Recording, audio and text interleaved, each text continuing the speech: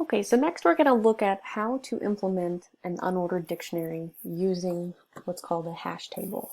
So let's see first, what is a hash table? So this is a combination of two things. So a hash table is an array, let's call it A, of size capital N, so we have indices that go from 0 all the way up until capital N minus 1 of our array. So this is our table. And we also have a hash function, h. Now a hash function will map any keys that we have, no matter what they are. Maybe these are complex objects, strings, integers, anything. Whatever our keys are, they don't have to be ordered. But a hash function will map those keys to integers within this interval. So this is a function which accepts any sort of keys, whatever we've got, and it will take a key and put it within the range of 0 to capital N minus 1. So this range is conveniently also the range of indices where we can access this array. So for example, one hash function would be, if we had integer keys already that we were working with, we could use mod capital N in order to guarantee that we're within this range. So that would be one example of a hash function. Now the resulting value, once we take the hash function for a particular key, is called the hash value of that key. Now, our goal here with this hash function is to take, for a given key, let's say we have the key object pair x and o, where x is our key. We want to use our hash function in order to tell us where to place this object. So ideally, the result of this hash function will give us some location where at this cell we're going to store that pair XO. So that's our goal. So let's see, for example, we could have a small hash table here where maybe this is for a company that has some employees. Each employee has a social security number associated with them. We want to store other employee records and stuff. And we take just the social security number, the last 4 digits of their social security number, and use that as a key for our hash table. So here our hash function is just taking the last 4 digits of someone's social security number. So this social security number gets, and the person associated with that number gets stored at position 9998 of our hash table. Now, there's a couple things that we have to consider here when we're working with hash functions. One is that it's possible that we could encounter a collision. So a collision would be if we have 2 different keys and they have the same hash value. So a collision occurs when keys, let's just call them X and Y, and they're different when they have the same hash value. So for example, maybe in our employee record, we just happen to have another employee who has the same last 4 digits of their social security number, different first 5 digits, but the same last 4 digits. So we have to figure out, one, we want to reduce the likelihood that these collisions happen, and we're going to see how to do that by picking a good hash function. And then secondly, what should we do if these collisions do occur, because it's not always possible to completely restrict that they'll never happen. Our goal is to reduce the number of collisions that we encounter to show that they don't happen very often, and then secondly, what we should do if a collision does occur. How would we handle that situation? So let's see first, how would we reduce the likelihood of a collision occurring? And we can do this by picking a good hash function. Now a hash function consists really of 2 different things. We have a hash code map and a compression map.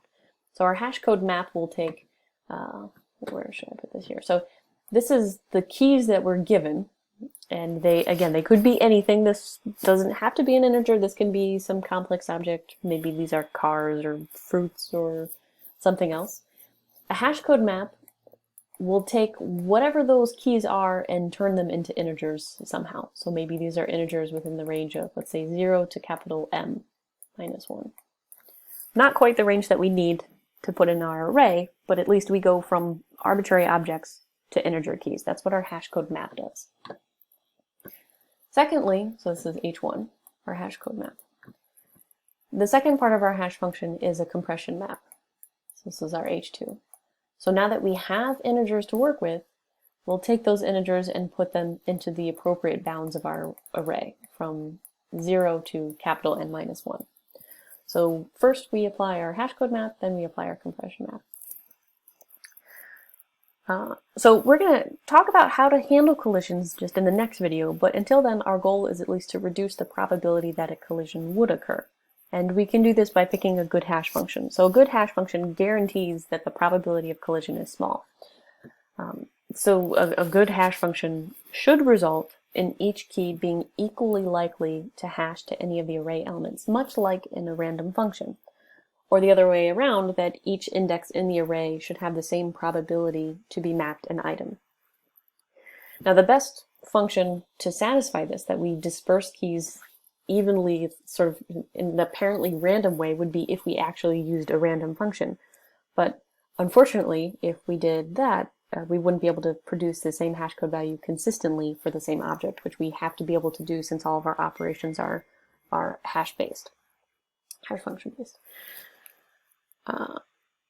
Okay, so let's focus on a hash code map, what kind of options we have here. Now there's a variety of other applications for hash functions too. So for example, how to store a password so that it's not in plain text. And there's some other kind of interesting things to solve when we're using this for a different application. But for us, we're just focused on how to produce a good hash function for the purposes of storing items in a hash table. So how to go from any arbitrary keys to integers. This is the first function we apply, our hash code map. So one approach is to just use the memory address. So for example, let's say we had the key, let's just say this was just the string ABC.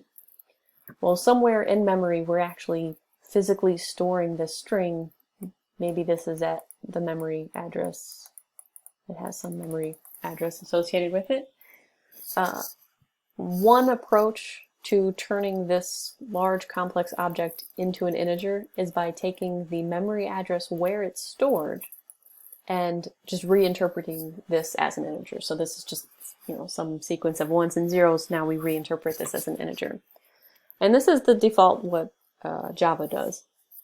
But the disadvantage of this is that we could have two keys that are exactly the same. Maybe at one point I type in ABC and we store that somewhere in memory, and then later I want to find it, so I type in again ABC, but it's not stored at the same location in memory anymore. So they would have different hash values. And because of that, this really isn't a good approach. So a different way that we could accomplish this, because we want to have that the same keys have the same hash value so that we can later access them, is instead of reinterpreting the memory address, we reinterpret that entire key as an integer.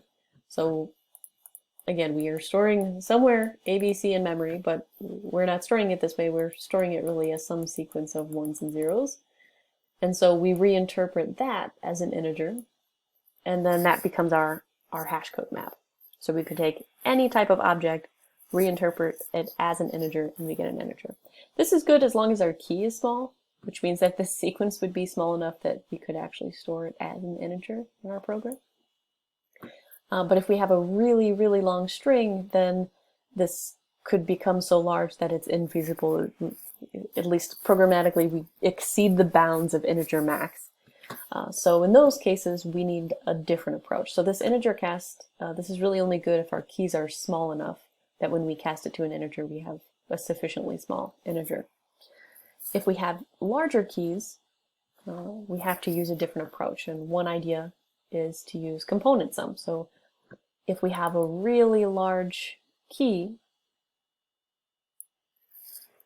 too large that we can't reinterpret this as an integer, we can break it up into more manageable sized chunks and then interpret each chunk as an integer and then add them together. So let's say again we had, I know A, B, C as a string. This isn't very large, but just to show you how this would work, we could break this up into, let's say, just the characters A, B, and C. Reinterpret each one of these characters as an integer, so maybe this is 60, I don't remember what it starts at, 61 and 62. Then our hash value of ABC, using component sum, would just be the sum of each one of those individual smaller sized components. So this would be 60 plus 61 plus 62. So this is good when we have larger keys. We just break them up into smaller components and evaluate them as integers and add them together. But as it turns out, this still isn't great for strings because oftentimes we have some repetition in the characters that we use, and they would evaluate to the same key. So this would be the same key that we would get, the same hash value that we would get for the different key CAB. So in this case, we would get 62 plus 60 plus 61, which gives us the same hash value as the string ABC. So we want to avoid this happening. So in order to handle strings in particular, we have a different approach called polynomial accumulation. And this is really similar to component sum, but in the sense that we take our large key, we break it up into more manageable sized components. So this is our A, B, and C. And then again, we reinterpret each component as an integer. So this is our 60, 61, and 62. But rather than just add them together, because we want to give something which gives an order to these characters to show that, oh no, A came before C and not the other way around, we want to avoid different keys that happen to have the same characters in them mapping to the same value. We want them to map to different values. So with polynomial accumulation, we're going to also multiply each component by some power based on where it occurred. So maybe we pick powers of 3. So A we multiply by 1, B we multiply by 3, and C we multiply by 9. And then we add this result together. And so by doing that, this would give us a different value than let's put that here. So this would be the hash value for the string ABC.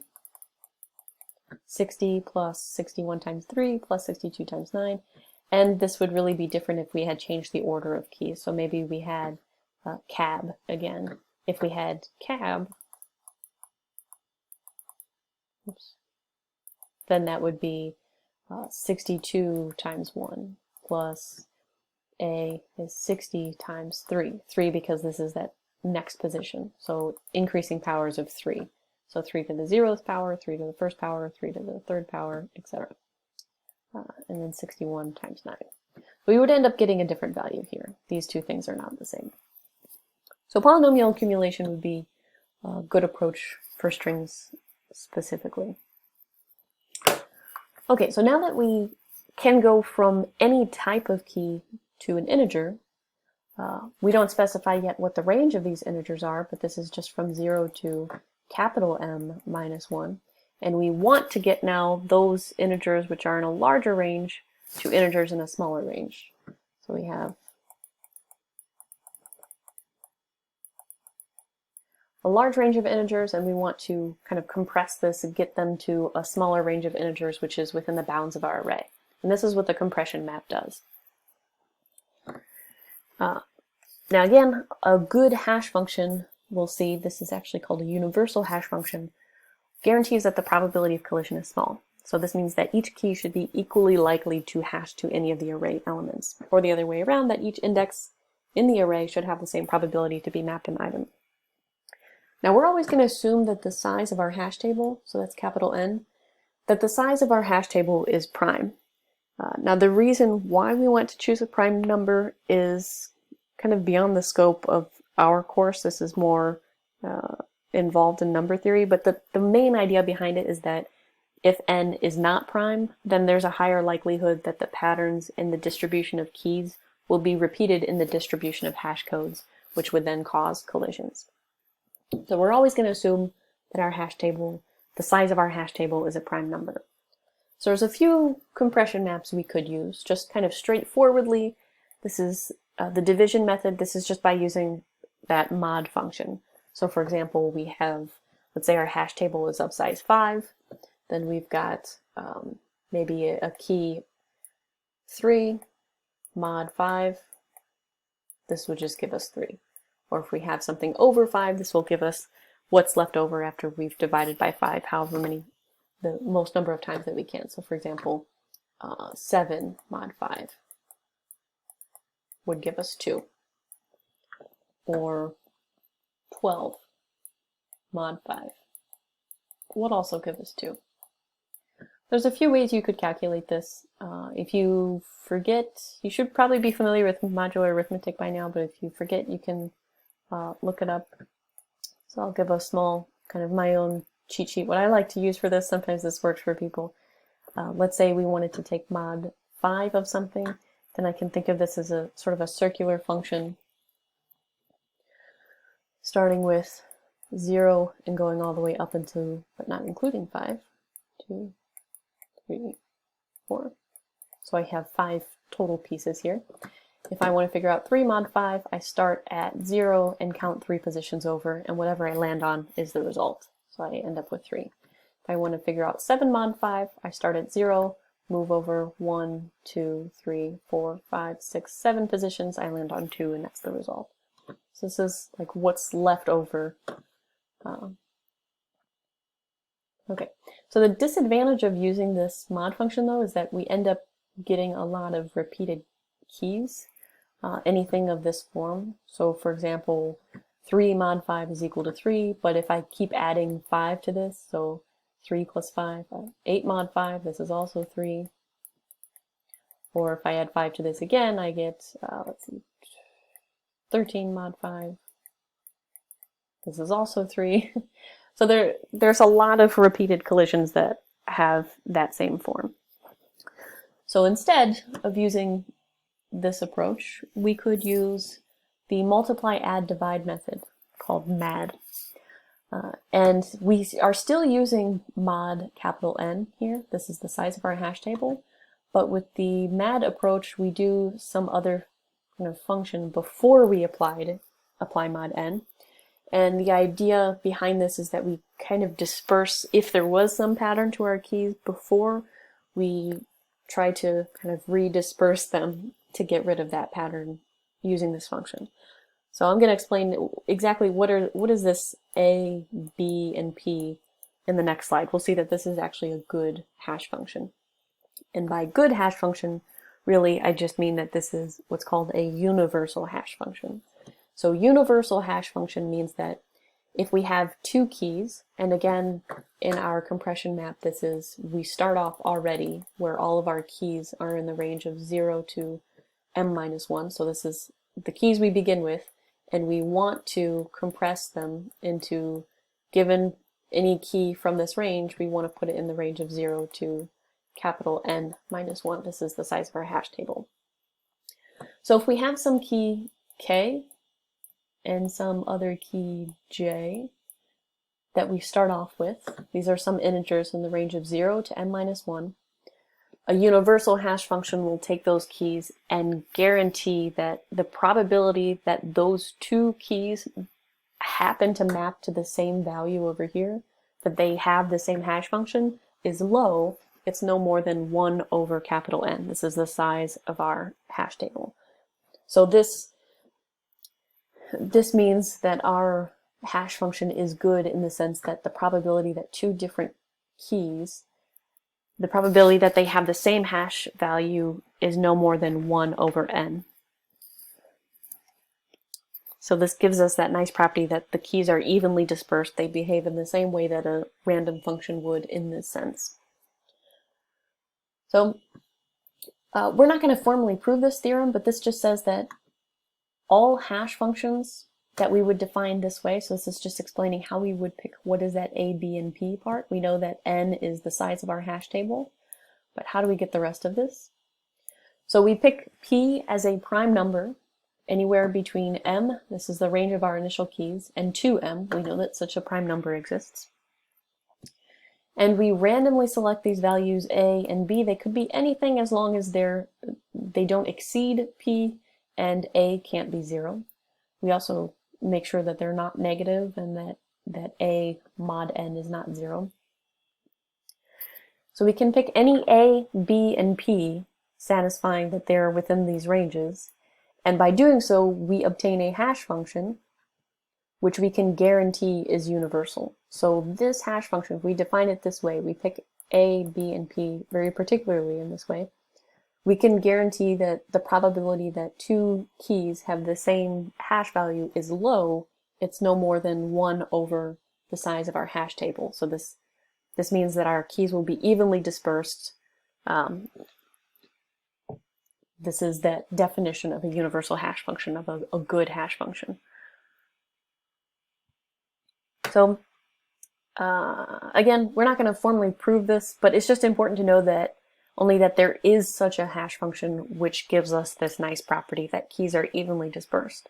And importantly, we can quickly set what this hash function is by computing p, a, and b at the beginning when our hash table is created.